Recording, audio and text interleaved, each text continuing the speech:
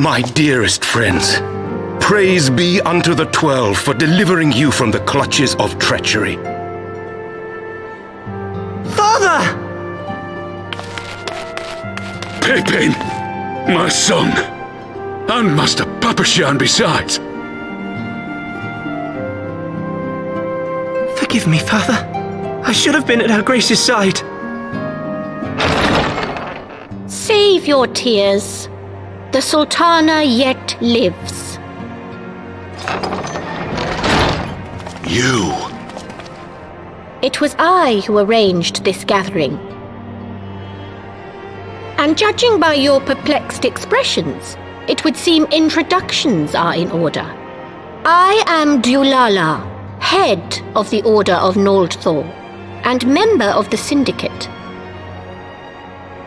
What you said about the Sultana, is it true?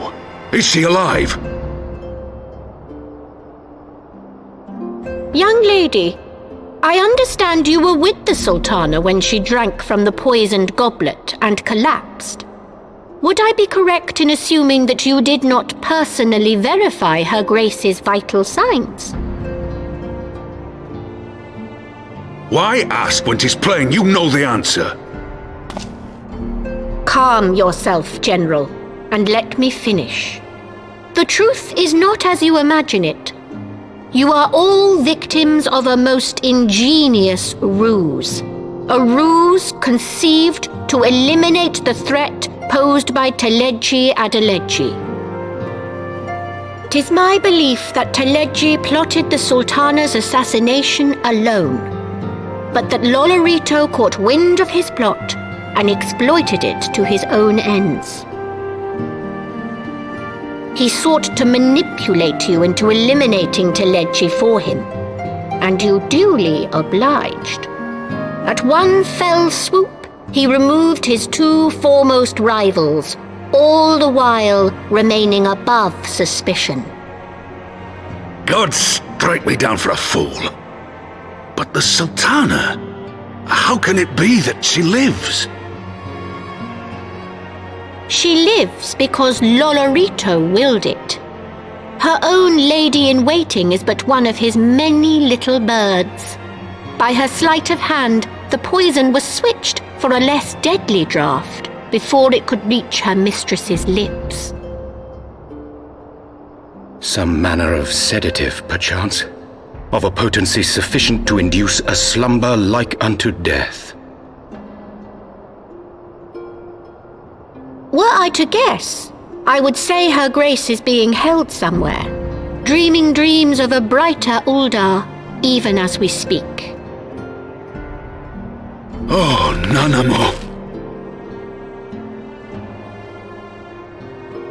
I will never forgive Lolorito for his part in this. Though Lolorito's hands are far from clean, they did pluck Her Grace from the jaws of death.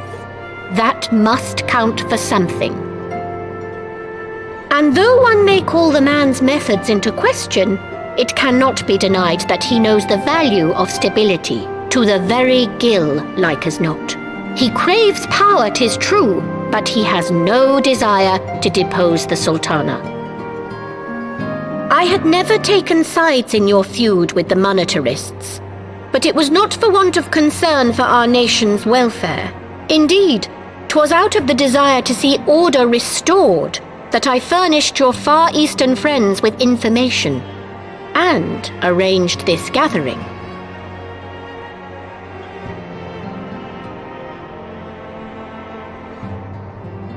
I hope you are ready to work, General, for there is much work to be done. Our first priority must be to bring matters back into balance. Lest you forget Her Grace's words, the true wealth of Uldar lies in the health, happiness, and hopes of her people. As for the more worldly kind of wealth, I am content to let Lolorito help himself to whatever Teleji Adeleji left behind. You, meanwhile, must do that which you alone can do. Rescue Her Grace and take your place at her side once more, for her sake and that of our nation.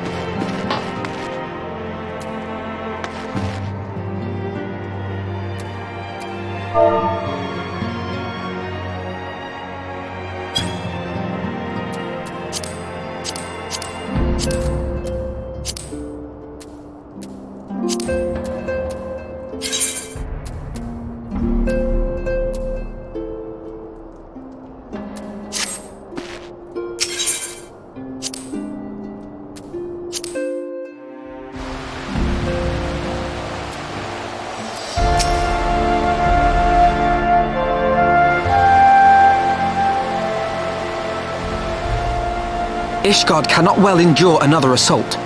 Even should her knights succeed in turning back the Horde, the casualties will be catastrophic. But what other choice do we have? It's not like we can talk it over with them. Dragons and men aren't exactly on speaking terms. With certain notable exceptions.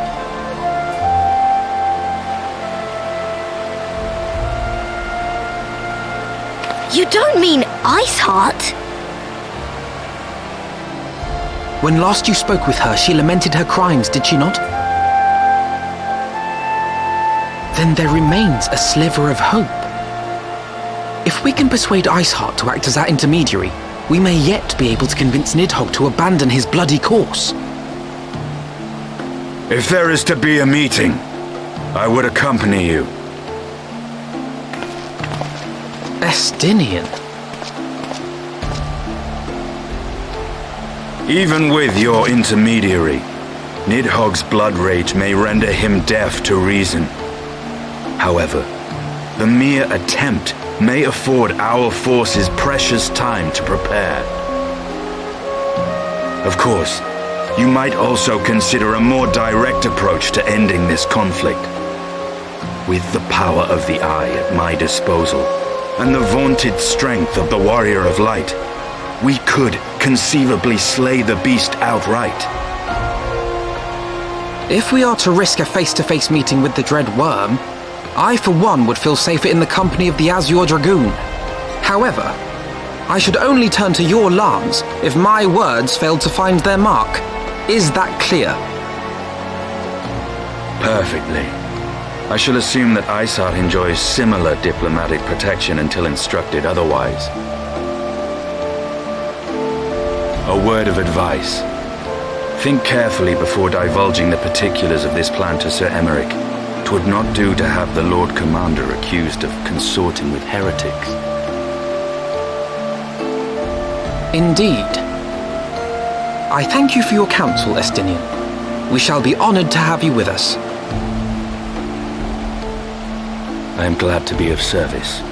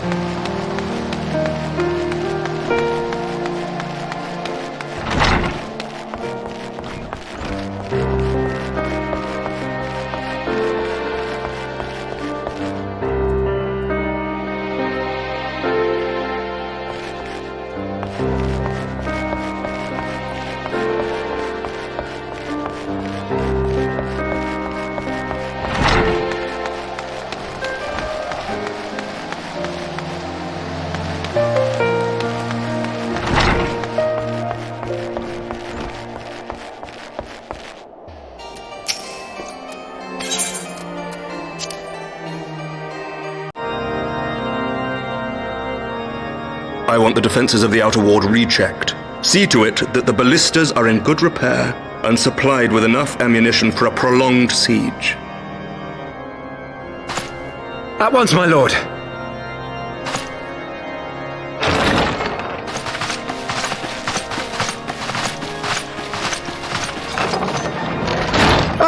Twould seem I have visitors, and unlike those messing beyond our walls, these ones are welcome.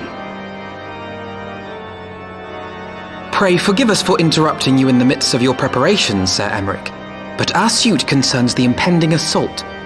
To speak plain, we believe there is a chance the invasion might be halted before it even begins.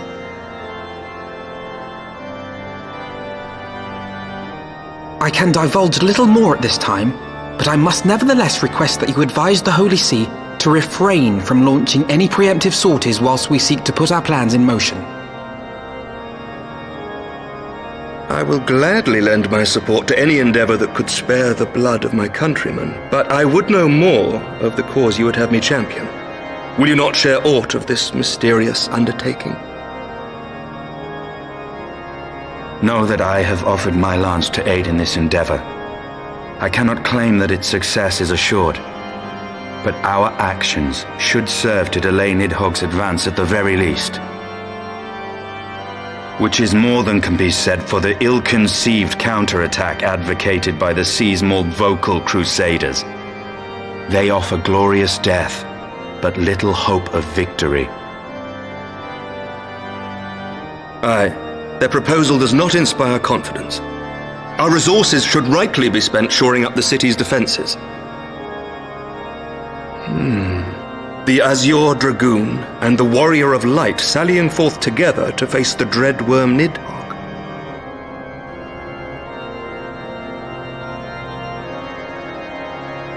I must admit the mere thought of it does much to dispel my misgivings. Go then, carry out your plan. I shall do what I can for you within the Holy See.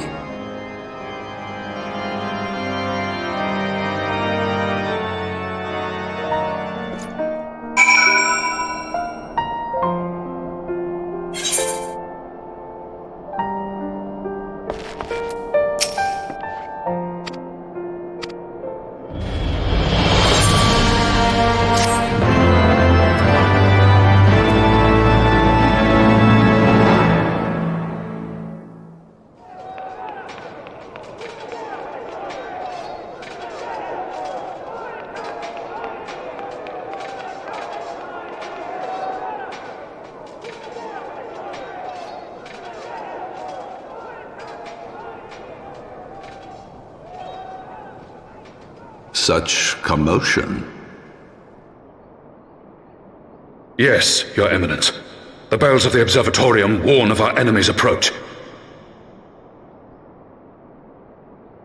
So, the dragons are coming.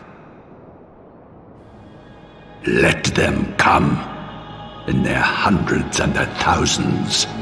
With the divine blade in our hands, we shall rend their flesh and drown the heretics in their master's blood.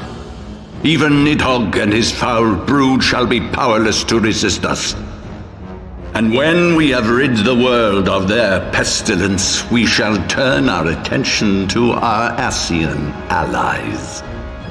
See that they are suitably rewarded for their invaluable assistance. If I may, Your Eminence, the Paragons wield powers strange and unknowable. Can we be certain that they will not see through our deception? We can be certain of naught save the righteousness of our cause. If you would be a true leader of men, you must possess conviction as well as caution.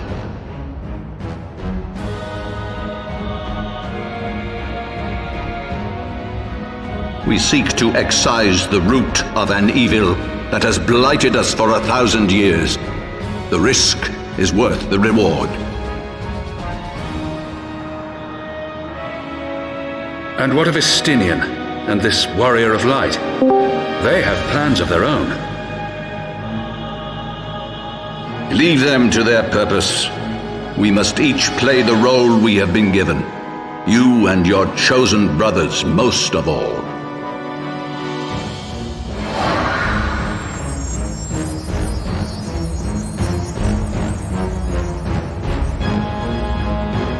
For the glory of King Thornton.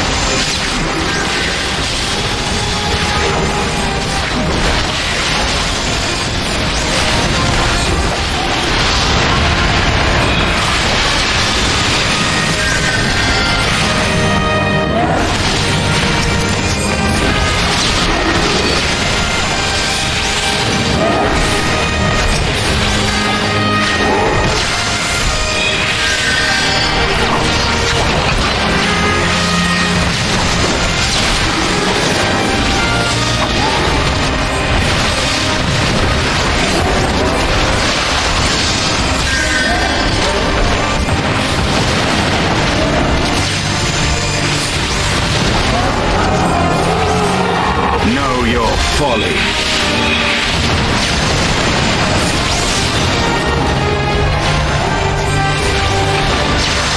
Focus. Release!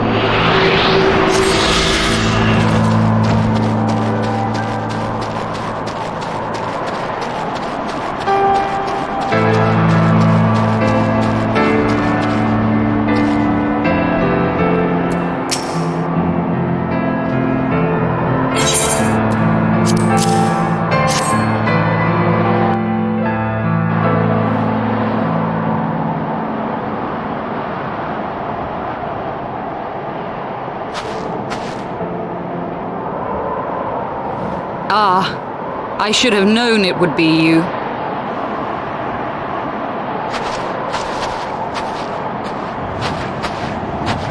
Word reached me of a struggle with a small but well-armed band of trespassers. Forgive my comrades their hostility. Few come here uninvited, and fewer still with good intent. Now, tell me why you are here.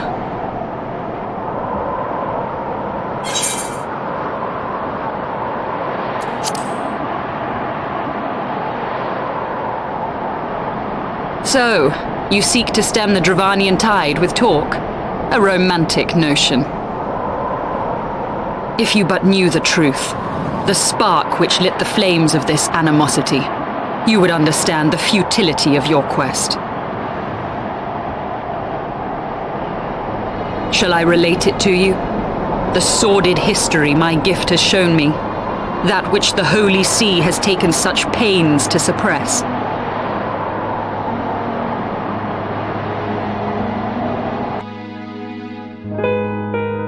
'Twas more than a millennium past when an Elezen tribe first sought to claim the lands of Kurthas as its home.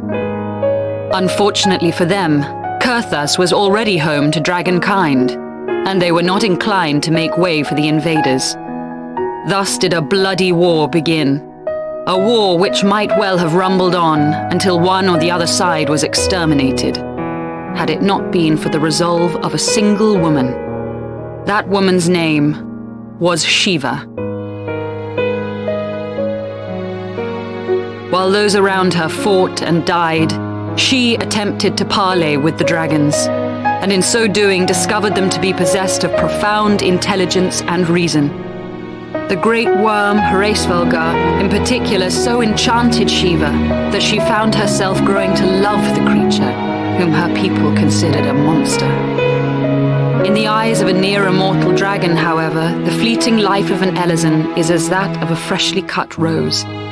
Scarce has the flower bloomed before it begins to fade and wither. Such melancholy musings plagued Heavensward, who had found in Shiva an unexpected and beloved soulmate. He knew that all too soon, death would snatch her away from him. Unable to bear the thought of their separation, the maid bid the worm consume her, that their spirits might be entwined for eternity. Though loath to perform the deed, Heavensward ultimately gave in to her plea, and soon thereafter the tale of their ill-fated love spread throughout the two warring factions. No more could they raise blade or claw against one another, knowing that the souls of their kin were so inextricably bound. In the days that followed, man and dragon learned to live in harmony, and together built a nation unlike any the world had ever known. For 200 years did this blissful age of peace continue, as it would to this day, had vilest envy not stirred in the hearts of the Elezen. It is said that worms owe their longevity to the boundless reserves of vitality found within their eyes. And 'twas in this belief that a traitorous band of knights deceived their allies of some 2 centuries, and took by force that which they coveted.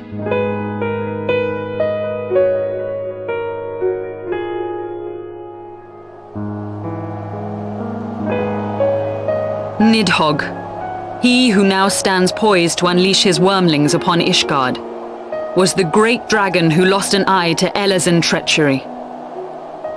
And until he prizes it from the hands of the traitor's progeny, no amount of conciliatory words will stay his fury.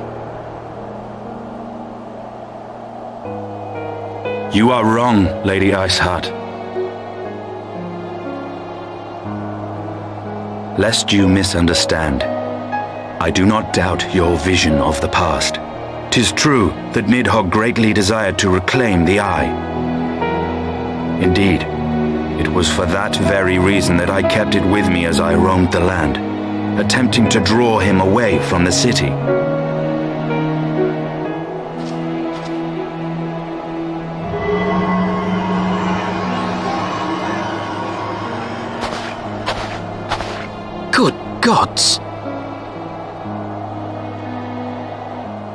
Until recently, Nidhogg seemed unable to resist its allure and pursued me relentlessly. Needless to say, that is no longer the case. Now, it would seem, he has fixed his attention on Ishgard itself, though he knows full well the eye does not reside there.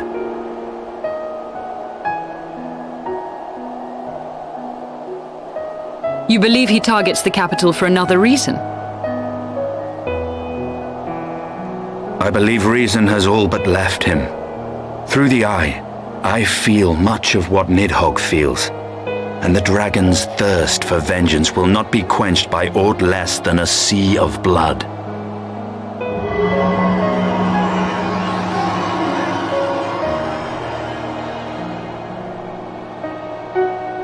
If Nidhogg is indeed lost to reason, might we not seek an audience with Hraesvelgr instead?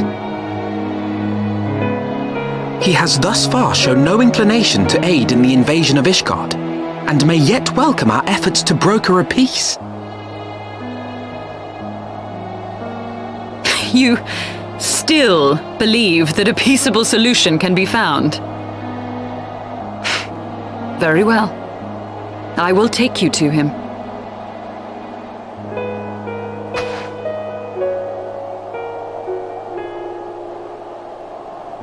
Our road will lead us to Dravania, the homeland of dragonkind.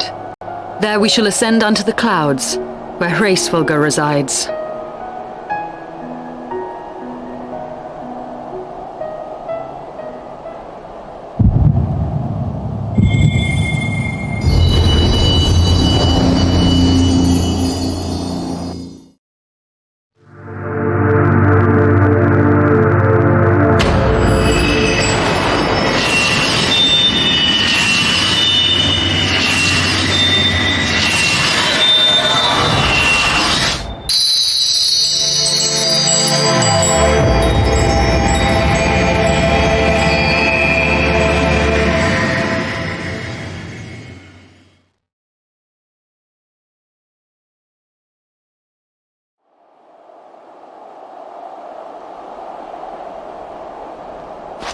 Is aught amiss, my friend? I sense the many battles are beginning to take their toll. Rest a while, and should you lose sight of us, Dravania lies beyond the mountains to the west.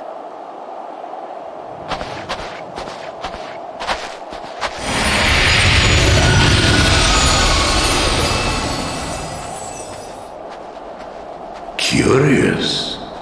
The vestiges of thy mistress's blessing are not as faint as once they were.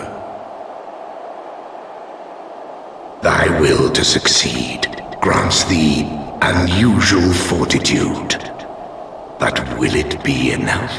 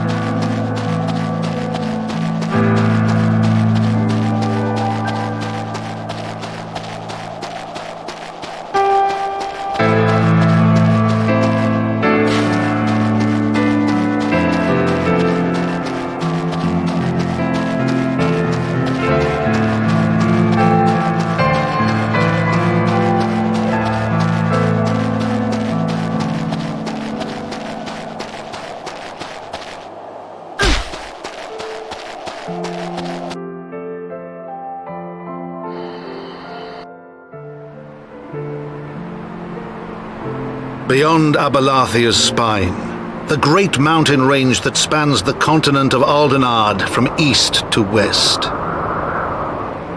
Into the deepening shadows of Som-Al, where lies the ancient home of dragonkind.